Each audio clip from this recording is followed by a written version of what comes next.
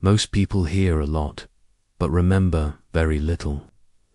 Richard Feynman explained that this is not because the brain is weak, but because people only let words pass through their ears. They do not work with the ideas. They do not process deeply. Hearing and understanding are not the same thing. In psychology, this links to levels of processing. Information sticks when you process it in a deep way, when you attach meaning, connect it, and rebuild it in your own mind. When you do this, memory becomes a natural result. When you do not, almost everything fades. Feynman's way was simple. Do not just listen, work with the idea. Strong memory begins with deep processing, not passive listening. Strong memory begins with honest awareness. You cannot remember what you do not understand. Feynman often said that people fool themselves first. They act as if they understood something just because they heard it or repeated it once. This false feeling hides the real problem and makes memory weak. To break this, you pause after you hear something important. You write down what you think you understood, using simple language. No fancy terms, no copying exact phrases, just what the idea means to you. As you do this, you notice gaps. Some parts feel fuzzy. Some parts are hard to put into words. These are the parts you did not really understand. This is metacognition in practice. You are thinking about your own thinking. You are checking your mind instead of trusting vague feelings. Once you see what is clear and what is not, you know where to focus your effort. Feynman used this kind of honesty all the time. Memory becomes stronger when you know exactly what you understood and what you did not. Simple explanation is the main tool for deep memory. Feynman taught that if you cannot explain what you heard in simple words, it will not stay in your mind for long. You may hold the sound of the words for a short time, but you will not keep the idea. When you use everyday language, you force your brain to build a clear structure. You begin to see the idea as a simple chain, not as a fog of words. Psychologists talk about processing fluency. The brain recalls information better when it feels easy to handle and easy to think about. Simple language gives you that fluency. It removes extra strain. It turns listening into understanding. You can apply this right after a lecture, a podcast, or a conversation. Take a piece of what you heard and say, in your own words, this means. Then explain it in short, clear sentences. No copied lines, no complicated terms. If you cannot do it, that is a clear sign you need to work more on that point. Feynman used this method on complex physics ideas, but the logic is the same for daily life. Simple explanation turns new information into memory you can rely on. Big blocks of information are hard to remember. Small parts are not. Feynman often broke ideas into smaller pieces. He knew the mind handles small units better than one large, heavy unit. The brain can only hold a few items at once. If the idea is not broken down, it becomes noise. You begin to feel lost, and memory fades. To fix this, you start by asking, what is the core idea here? You write that in one simple line. Then you list the main parts that support that core. Maybe there are 3 main steps, or 4 key facts, or 2 main causes. You keep the list short and clear. Next, you make sure you understand each part on its own. You explain each part in simple words. Only then do you put them back together into a full idea. Now your mind holds a structure, not a mess. Feynman's strength came from this kind of structure. Small, clear parts create strong, long-term memory. New information is easier to remember when it connects to what you already know. Feynman often took new ideas and tied them to ideas he already understood well. This made learning faster and memory stronger. In psychology, this relates to schema theory.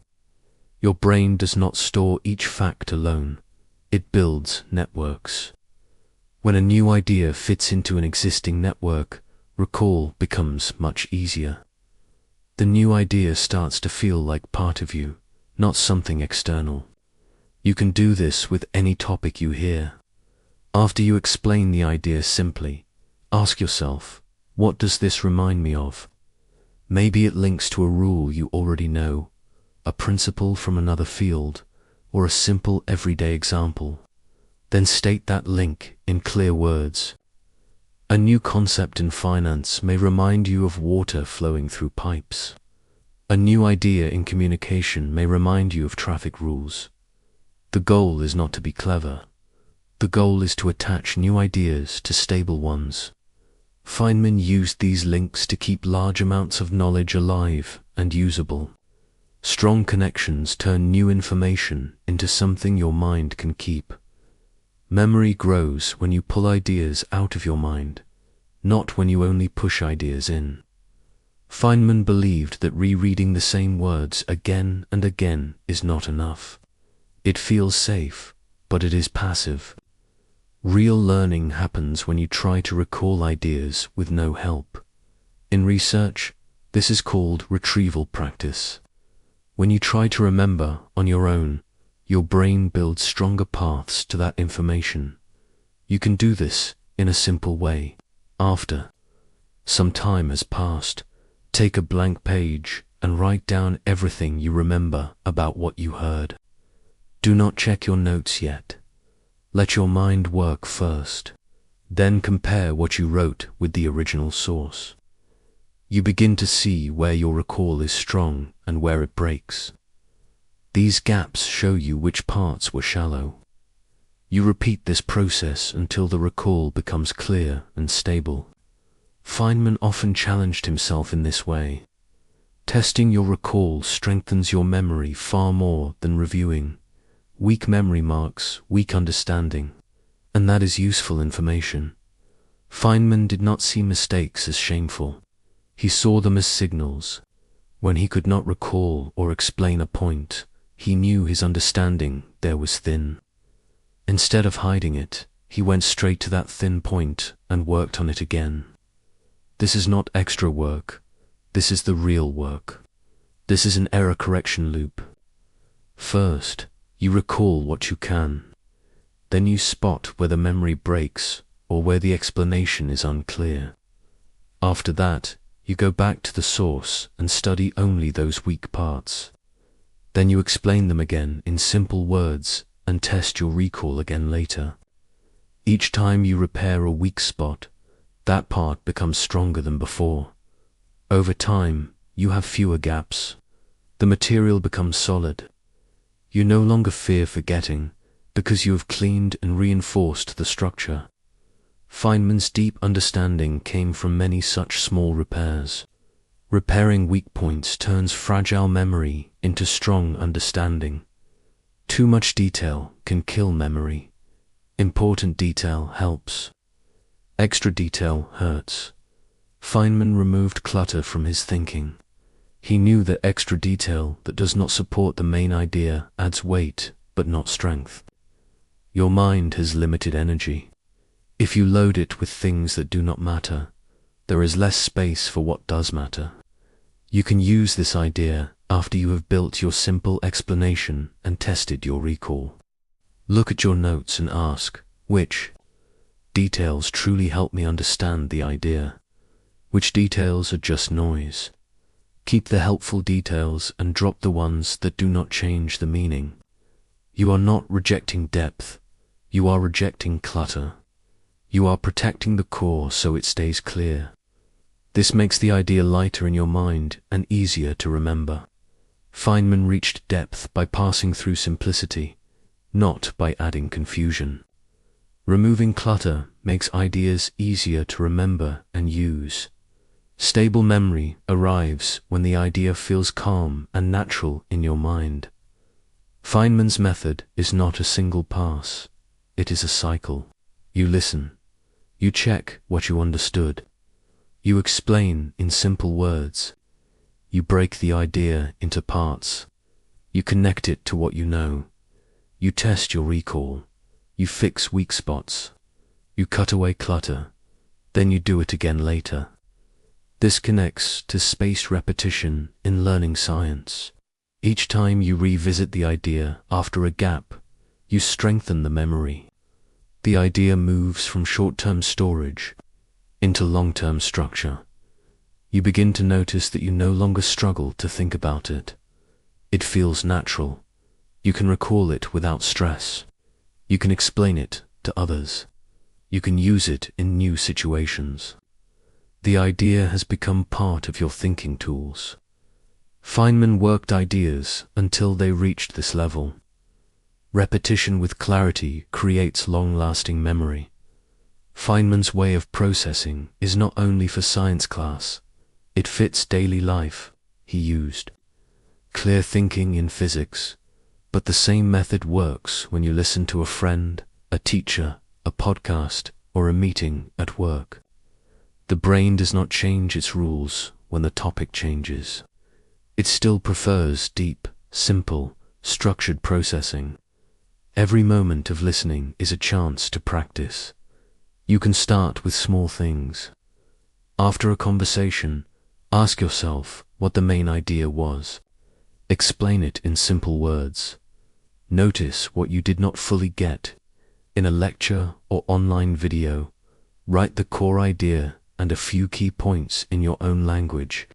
Test your recall later without looking. Fix the weak parts. You do not need to use this method on everything. Use it on what matters. Over time, your brain learns that listening is not just receiving sound. It is an active process of building meaning and structure. Feynman's style turns hearing into thinking. Daily use of this technique makes deep memory a normal part of your thinking. Deep processing becomes powerful when it turns into a habit. Neuroplasticity describes how your brain changes with practice. When you often process ideas deeply, your brain builds stronger paths for that kind of work. You begin to process more deeply without forcing it. You can form this habit by setting a simple rule for yourself. Each day, choose one thing you heard that you will process using the Feynman way. Explain it simply. Break it into parts. Link it to something you know. Test your recall later. Fix weak points. Over weeks and months, this becomes your normal response to important information. You no longer let ideas pass by as loose noise. You turn them into clear structures. This changes both your understanding and your memory. Feynman's mind was shaped by this kind of steady practice. Deep processing becomes a habit when you use it every day. The core truth behind this method is simple. You remember what you understand. Feynman showed that memory is not just about force or repetition. It is mainly about meaning. When you work with ideas, explain them simply, connect them, test them, and repair them. Understanding grows. As understanding grows, memory follows. Studies show that information with clear meaning and structure is stored more deeply and recalled more easily. The best way to remember everything you hear is not to push harder on memory. It is to push harder on clarity. If you build the habit of deep processing, your mind changes. You start to keep more of what you hear because you truly understand more of what you hear. This is a calm, stable way to think. You remember what you truly understand.